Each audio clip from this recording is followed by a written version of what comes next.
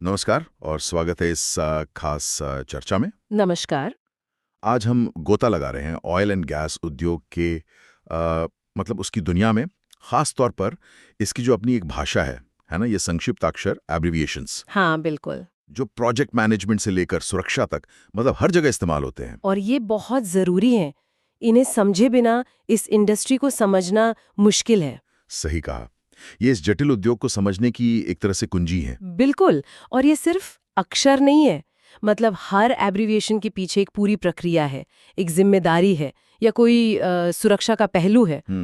इन्हें समझना मतलब इस इंडस्ट्री के काम करने के तरीके को ही समझना है एक तरह से। हमारी आज की बातचीत का जो आधार है वो जुबैर अहमद ने एक लिस्ट बनाई है, उस पर है। अच्छा। Zubair Ahmed oil and gas क्षेत्र में उनको 15 साल का अनुभव है, प्लानिंग इंजीनियर है वो। हाँ, मैंने सुना है उनके बारे में, काफ़ी अनुभवी हैं। हाँ, तो उनकी लिस्ट में प्रोजेक्ट के जो अलग अलग चरण होते हैं उनमें इस्तेमाल होने वाले कई अहम संक्षिप्ताक्षर शामिल हैं।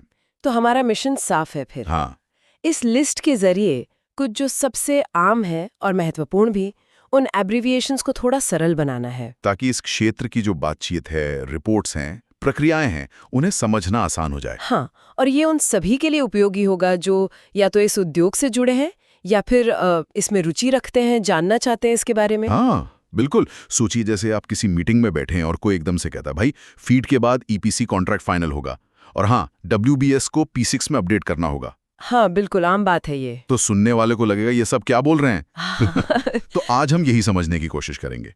चलिए शुरू करते हैं प्रोजेक्ट मैनेजमेंट और प्लानिंग से जुड़े कुछ बेसिक शब्दों से। हाँ, जरूर। सबसे आम जो सुनने में आता है वो है पीएम। PM, prime minister? हाँ, नहीं, प्रोजेक्ट मैनेजर। अच्छा, प्रोजेक्ट मैनेजर, ओके। हाँ, ये वो बंदा या बंदी है जिसके कंधों पर पूरे प्रोजेक्ट की सफलता का भार होता है। मतलब सब कुछ इन्हीं की देखरेख में होता है। ठीक है। और प्लानिंग के लिए अक्सर एक P6 का जिक्र होता है। हाँ, P6, ये प्राइमावेरा P6 प्लानिंग सॉफ्टवेयर का शॉर्ट फॉर्म है, प्लानिंग और शेड्यूलिंग के लिए। ये इंडस्ट्री में स्टैंडर्ड जैसा बन गया है अब तो। Primavera P6, okay. और एक शब्द है WBS, वर्क ब्रेकडाउन स्ट्रक्चर। ये सुनने में थोड़ा भारी लगता है। हाँ, नाम थोड़ा टेक्निकल है पर चीज़ बहुत महत्वपूर्ण है। WBS का मतलब है किसी बड़े प्रोजेक्ट को छोटे मैनेजेबल हिस्सों में या जिन्हें वर्क पैकेजेस कहते हैं उनमें तोड़ना। अच्छा। इसकी खासियत ये है कि ये प्रोजेक्ट की रीढ़ की हड्डी जैसा है, मतलब बिल्कुल बैकबोन। रीढ़ की हड्डी कैसे? देखिए, इसी WBS के आधार पर ही शेड्यूलिंग होती है जो P6 में करते हैं, कॉस्ट एस्टिमेशन होता है, रिसोर्स किसे क्या काम देना है वो तय होता है, और प्रोग्रेस कैसे ट्रैक करनी है वो भी इसी से जुड़ा है। ओह। अगर एक अच्छा लॉजिकल WBS ना होना तो पूरा प्रोजेक्ट मैनेजमेंट बिखर सकता है। कंफ्यूजन हो जाएगा कि कौन क्या कर रहा है, कितना काम हुआ, कितना बाकी है। अच्छा, यानी ये सिर्फ काम को बांटना नहीं है बल्कि पूरे कंट्रोल का आधार है ये चीज। एकदम बिल्कुल आधार है। इसी से जुड़े दो और शब्द हैं, फीड और ईपीसी। इनमें क्या कनेक्शन है? हाँ, ये दोनों प्रोजेक्ट डिलीवरी के चरणों से जुड़े हैं। फीड का मतलब है front end engineering design. Front end engineering design. हाँ, ये प्रोजेक्ट का वो शुरुआती डिजाइन फेज है जहां प्रोजेक्ट की मोटी मोटी रूपरेखा तय होती है, कौन सी मुख्य तकनीक इस्तेमाल होगी, लागत का एक अंदाजा क्या है और प्रोजेक्ट प्रैक्टिकल भी है ये नहीं, मतलब फिजिबिलिटी।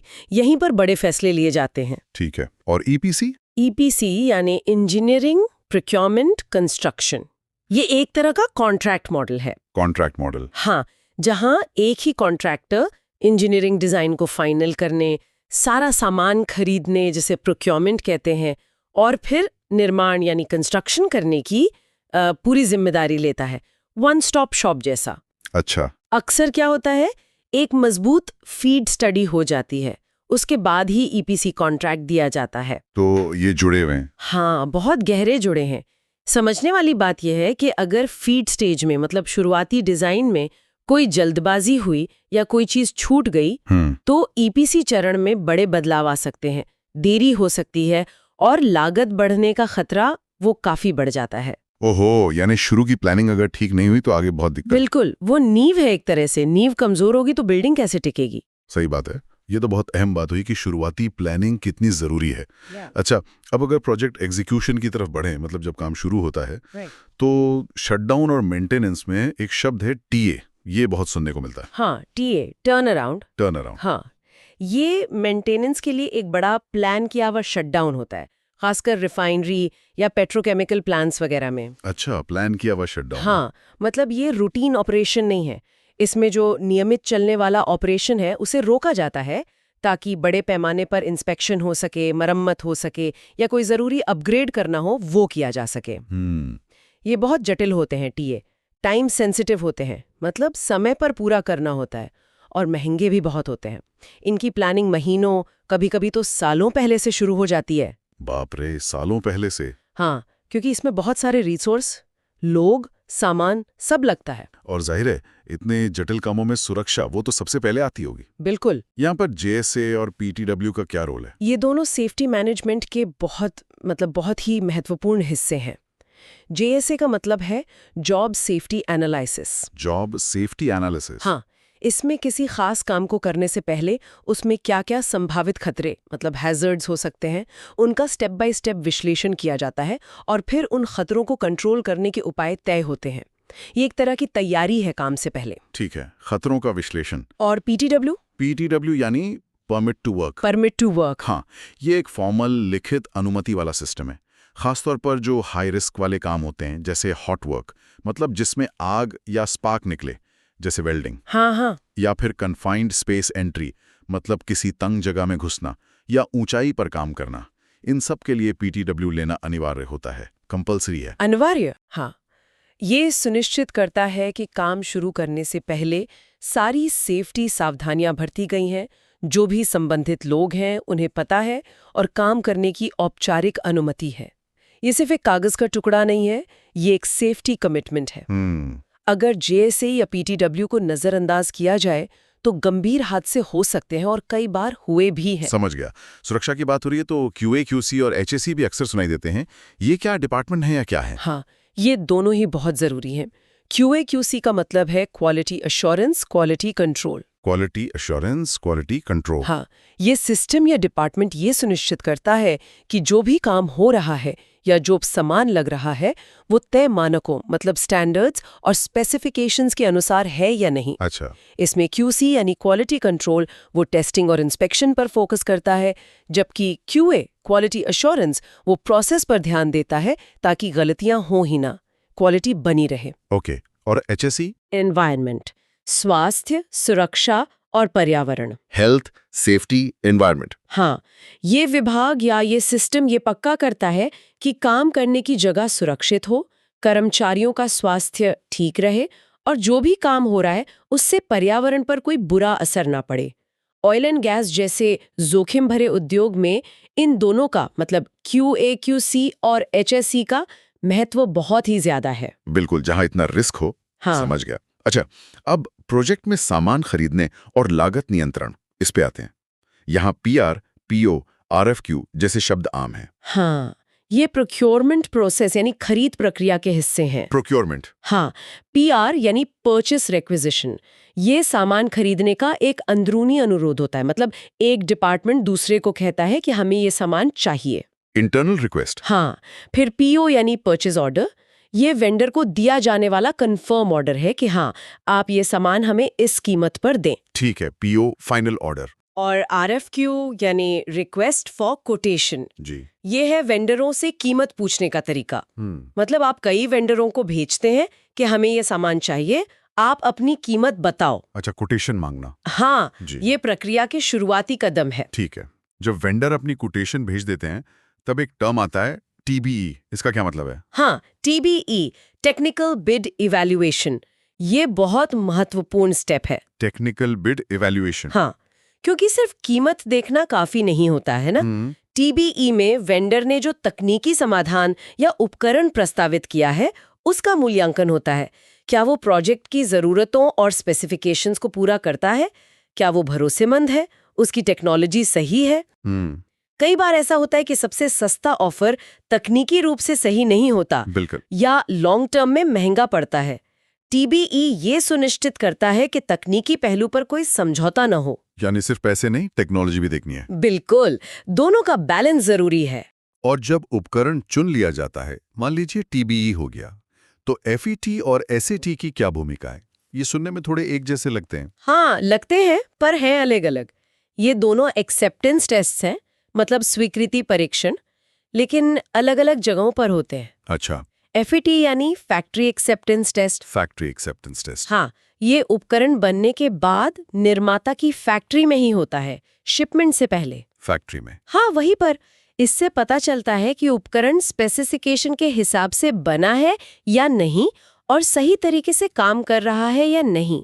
एक तरह से फैक्ट्री में ही क्वालिटी चेक हो जाता है। ठीक है, शिपमेंट से पहले। और SAT? SAT यानी site acceptance test. Site acceptance test. हाँ, ये वही उपकरण जब साइट पर पहुंच जाता है, इंस्टॉल हो जाता है, तब किया जाता है। साइट पर आने के बाद? हाँ, इससे पुष्टि होती है कि ट्रांसपोर्टेशन और इंस्टॉलेशन के दौरान कोई नुकसान तो नहीं हुआ और उपकरण साइट की जो वास्तविक परिस्थितियां हैं उनमें सही से काम कर रहा है। अच्छा। सोचिए, एक महंगा पंप है, फैक्ट्री में ठीक चला, FAT पास हो गया, पर साइट पर लाते लाते या इंस्टॉल करते वक्त कुछ गड़बड़ हो गई और वो अब काम नहीं कर रहा। SAT इसी गैप को पकड़ता है। हाँ, ये तो बहुत जरूरी हुआ फिर। बिल्कुल। ये दोनों टेस्ट FAT और SAT मिलकर सुनिश्चित करते हैं कि प्रोजेक्ट में सही और चालू हालत में उपकरण लगे।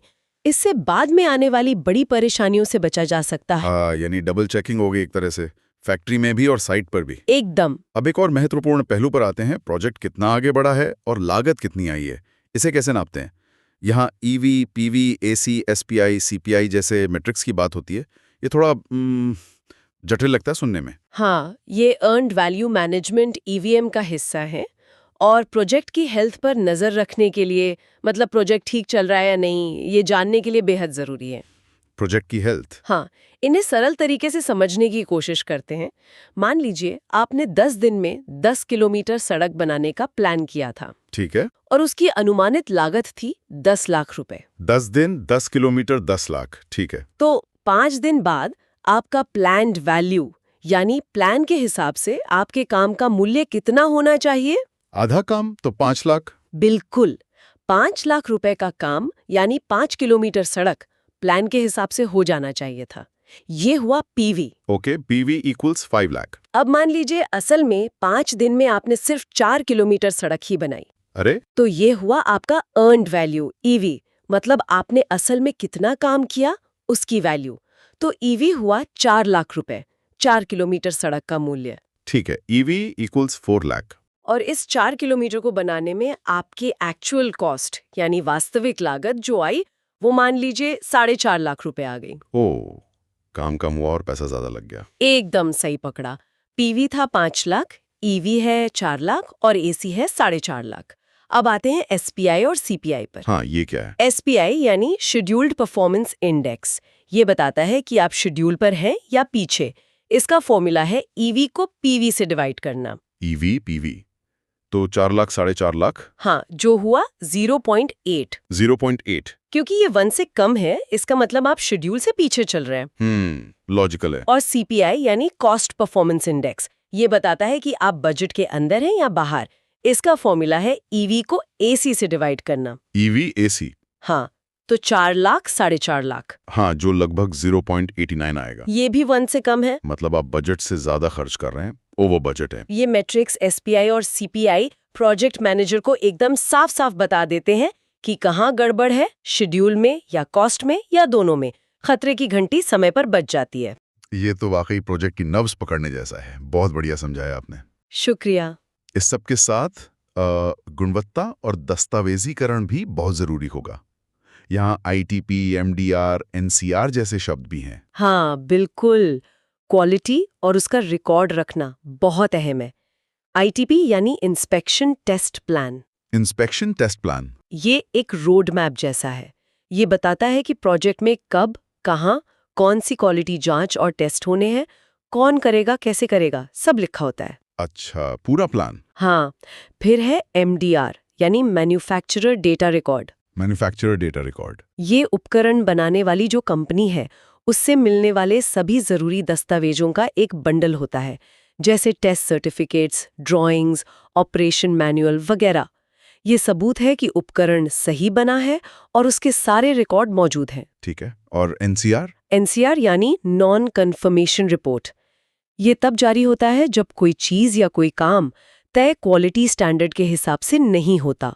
नॉन कन्फर्मेंस मतलब अनुरूप नहीं है। हाँ बिल्कुल, ये एक तरह का अलर्ट है कि भाई यहाँ कुछ गड़बड़ है, ये स्पेसिफिकेशन से मैच नहीं कर रहा, इसे ठीक करना होगा। ये क्वालिटी कंट्रोल का एक जरूरी हिस्सा है। समझ गया। और बिल्डिंग की क्वालिटी के लिए कुछ खास शब्द थे, WPS, PQR, WPQ, ये क्या है? हाँ, वेल्डिंग ऑयल एंड गैस में बहुत क्रिटिकल होती है क्योंकि प्रेशर वगैरह बहुत होता है, तो इसकी क्वालिटी पर खास ध्यान दिया जाता है। WPS यानी वेल्डिंग प्रोसीजर स्पेसिफिकेशन, ये दस्तावेज बताता है कि कोई खास तरह की वेल्डिंग कैसे करनी है, कौन सा मटेरियल इस्तेमाल होगा, कौन सी वेल्डिंग टेक्निक लगेगी, करंट कितना होगा वगैरह वगैरह। पूरी रेसिपी होती है वेल्डिंग की। वेल्डिंग की रेसिपी, अच्छा। हाँ, PQR यानी प्रोसीजर क्वालिफिकेशन रिकॉर्ड, ये लैब में टेस्टिंग करके ये साबित करता है कि WPS में जो तरीका बताया गया है उस तरीके से की गई वेल्डिंग मजबूत और सही क्वालिटी की है। ये WPS को वैलिडेट करता है। ओके, ये प्रूफ है कि तरीका सही है। हाँ, और WPQ यानी वेल्डर परफॉर्मेंस क्वालिफिकेशन, ये सर्टिफिकेट ये प्रमाणित करता है कि कोई खास वेल्डर मतलब व्यक्ति उस अप्रूव्ड WPS के अनुसार सही और अच्छी क्वालिटी की वेल्डिंग कर सकता है या नहीं, उसका टेस्ट होता है। अच्छा, ये वेल्डर का टेस्ट है। हाँ, तो ये तीनों मिलकर सही तरीका WPS, तरीके का सबूत PQR और काबिल वेल्डर WPQ ये सुनिश्चित करते हैं कि वेल्डिंग की गुणवत्ता बनी रहे। बहुत डिटेल्ड प्रोसेस है ये तो। हाँ, जरूरी भी है। सुरक्षा पर वापस लौटते हैं एक बार, क्योंकि ये बार बार सामने आ रहा है। TBT, लोटो, RAPP, ये रोजमर्रा के शब्दों के साइट पर। बिल्कुल, ये तो एकदम रूटीन का हिस्सा है। TBT यानी tool box talk. Tool box talk. हाँ, ये रोज काम शुरू करने से पहले होने वाली छोटी सी सेफ्टी मीटिंग होती है, 5-7 मिनट की। सुपरवाइजर अपनी टीम के साथ उस दिन के काम, उसमें क्या खतरे हो सकते हैं और क्या सावधानियां बरतनी है, इस पर बात करता है। रोज सुबह? हाँ, अक्सर रोज या हर शिफ्ट से पहले। फिर है लोटो यानी lockout tag out. Lockout tag out, ये सुना है मैंने। हाँ, ये एक जान बचाने वाली प्रक्रिया है सच में। जब किसी मशीन या इक्विपमेंट का मेंटेनेंस करना हो तो उसकी जो एनर्जी सोर्स है, बिजली, स्टीम, प्रेशर, कुछ भी, उसको बंद करके लॉक कर दिया जाता है और उस पे एक टैग लगा दिया जाता है कि काम चल रहा है, इसे चालू न करें। ताकि कोई गलती से चालू ना कर दे। बिल्कुल, इससे गंभीर दुर्घटनाएं होने से बच जाती हैं। ये बहुत बहुत महत्वपूर्ण है। और RA और PPE? RA यानी रिस्क असेसमेंट, जोखिम मूल्यांकन। किसी भी काम को करने से पहले उसमें छुपे खतरों को पहचानना, उनसे कितना और क्या नुकसान हो सकता है इसका अंदाजा लगाना और फिर उस जोखिम को कम करने के उपाय तय करना। ये JSA से ज्यादा व्यापक हो सकता है। ठीक है। और PPE तो शायद सबसे कॉमन है। हाँ, PPE यानी पर्सनल प्रोटेक्टिव इक्विपमेंट, व्यक्तिगत सुरक्षा उपकरण, जैसे हेलमेट, सेफ्टी वाले चश्मे, ग्लव्स, सेफ्टी जूते, हार्नेस वगैरह। ये सुरक्षा की आखिरी ढाल है।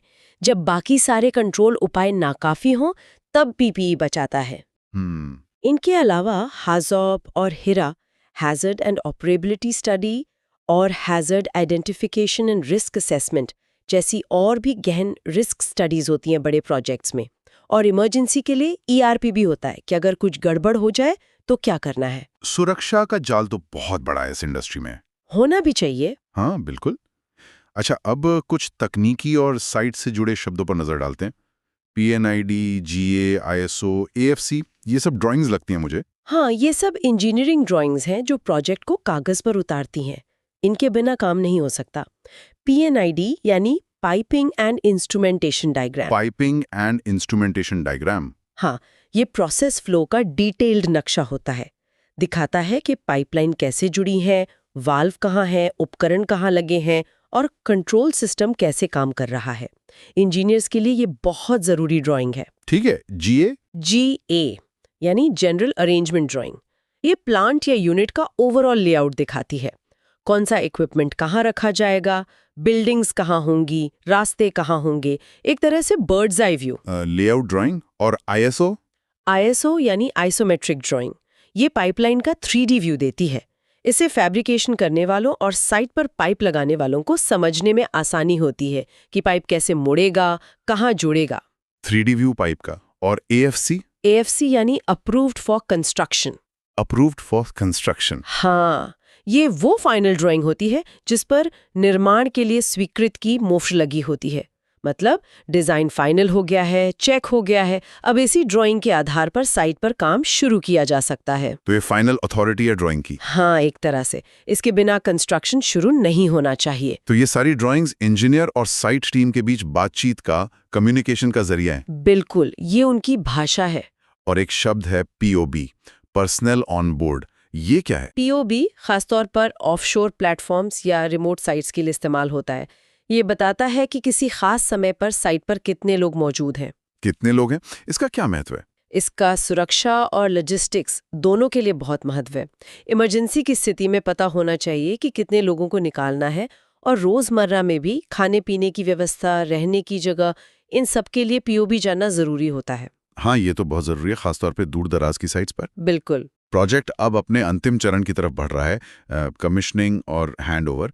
यहाँ कुछ सर्टिफिकेट्स का जिक्र है, MCC, PAC, FAC। इनका क्या महत्व है? हाँ, ये माइलस्टोन सर्टिफिकेट्स हैं जो बताते हैं कि प्रोजेक्ट पूरा होने के अलग अलग पड़ाव पार हो गए हैं। MCC यानी mechanical completion certificate. Mechanical completion certificate? इसका मतलब है कि निर्माण और इंस्टॉलेशन का काम पूरा हो गया है, स्पेसिफिकेशंस के अनुसार, सिस्टम अब टेस्टिंग के लिए तैयार है। ठीक है। कंस्ट्रक्शन पूरा? फिर PAC? PAC यानी provisional acceptance certificate. Provisional acceptance मतलब अस्थायी स्वीकृति? हाँ, बिल्कुल। इसका मतलब है कि सिस्टम चालू हो गया है, प्री कमिश्निंग और कमिश्निंग टेस्ट हो गए हैं और क्लाइंट ने उसे ऑपरेट करने के लिए स्वीकार कर लिया है। पर हो सकता है अभी भी कुछ छोटी मोटी कमियां, पंच पॉइंट्स बाकी हों जिन्हें ठीक करना है। ठीक है। और FAC? FAC यानी फाइनल एक्सेप्टेंस सर्टिफिकेट। ये अंतिम सर्टिफिकेट है। इसका मतलब है कि सभी कमियां दूर कर दी गई हैं, सारा डॉक्यूमेंटेशन पूरा हो गया है और क्लाइंट ने प्रोजेक्ट को अंतिम रूप से पूरी तरह से स्वीकार कर लिया है। कॉन्ट्रैक्टर की जिम्मेदारी यहाँ काफी हद तक पूरी हो जाती है। ये फाइनल हैंडओवर जैसा है? हाँ, कह सकते हैं। और इसी से जुड़े दो और टर्म है, DLP और ONM। हाँ, DLP यानी defects liability period. Defects liability period? ये हैंडओवर के बाद की गारंटी या वारंटी अवधि होती है, आमतौर पर 1 साल। इस दौरान अगर कोई खराबी आती है जो कॉन्ट्रैक्टर की कारीगरी या मटेरियल की वजह से है, तो उसे ठीक करने की जिम्मेदारी कॉन्ट्रैक्टर की होती है। गारंटी पीरियड जैसा? हाँ, और ONM यानी operational maintenance. Operation and maintenance? ये हैंडओवर के बाद शुरू होता है, जब क्लाइंट या उनकी टीम प्लांट को चलाने और उसका नियमित रखरखाव करने की जिम्मेदारी ले लेती है। प्रोजेक्ट फेज खत्म, ऑपरेशन फेज शुरू। समझ गया। आखिर में टाइम मैनेजमेंट और रिपोर्टिंग के लिए कुछ शब्द हैं, CW, DPR। हाँ, ये ट्रैकिंग और रिपोर्टिंग के लिए है। CW यानी कैलेंडर वीक, शेड्यूलिंग और प्लानिंग में हफ्तों को नंबर देने के लिए इस्तेमाल होता है, जैसे CW25 मतलब साल का 25वां हफ्ता। Calendar week. DPR यानी डेली प्रोग्रेस रिपोर्ट, ये रोज की प्रगति का लेखा जोखा है। आज क्या काम हुआ, कितना हुआ, कितने लोग लगे, क्या दिक्कतें आईं, सब इसमें होता है। Daily report? हाँ, इनके अलावा शिफ्ट रिपोर्ट SRB होती है अगर शिफ्ट में काम चल रहा हो, या डेली कंस्ट्रक्शन रिपोर्ट DCR भी हो सकती है। ये सब रिपोर्ट्स मैनेजमेंट को प्रोजेक्ट पर बारीकी से नजर रखने और जरूरत पड़ने पर तुरंत एक्शन लेने में मदद करती हैं। कम्युनिकेशन और ट्रैकिंग के लिए जरूरी है ये? बहुत जरूरी। तो इस सारी चर्चा का निचोड़ क्या निकलता है? मेरे हिसाब से तो यही कि ऑयल एंड गैस जैसे जटिल उद्योग में, जहां सुरक्षा और सटीकता मतलब सेफ्टी और प्रिसिजन सबसे ऊपर हैं, हाँ, वहाँ ये खास शब्दावली और संक्षिप्ताक्षर एक कॉमन लैंग्वेज, एक साझा भाषा का काम करते हैं। बिल्कुल सही कहा आपने। ये न सिर्फ बातचीत को छोटा और प्रभावी बनाते हैं, बल्कि प्रोसेस को स्टैंडर्डाइज करने और किसी भी तरह की गलतफहमी से बचने में भी मदद करते हैं। है ना? एकदम। और आप सोचिए, इतनी बड़े स्केल पर जब अलग अलग टीमें, अलग अलग कंपनियां, कभी-कभी तो अलग अलग देशों के लोग मिलकर काम करते हैं, तो एक स्टैंडर्ड भाषा होना कितना जरूरी है। हाँ, बिल्कुल। तो इन्हें समझना असल में इस उद्योग की कार्यप्रणाली को ही समझना है। बिल्कुल। ये ज्ञान सिर्फ मीटिंग्स या रिपोर्ट समझने में ही मदद नहीं करता, बल्कि ये भी दिखाता है कि कैसे इतने बड़े और जोखिम भरे प्रोजेक्ट्स को इतने व्यवस्थित तरीके से मैनेज किया जाता है। ये एक तरह से स्ट्रक्चर्ड कम्युनिकेशन की ताकत को दिखाता है। स्ट्रक्चर्ड कम्युनिकेशन बहुत सही शब्द है। अच्छा, और जाते जाते हमारे श्रोताओं के लिए एक सवाल छोड़ जाते हैं। हाँ, जरूर। इन संक्षिप्ताक्षरों को जानना एक बात है, पर यह सोचना दिलचस्प है कि ये जो भाषा है, इसका वैश्विक मानकीकरण मतलब ग्लोबल स्टैंडर्डाइजेशन अलग अलग देशों और कंपनियों के बीच सहयोग को कितना आसान या शायद कहीं कहीं मुश्किल भी बनाता होगा। हाँ, ये सोचने वाली बात है।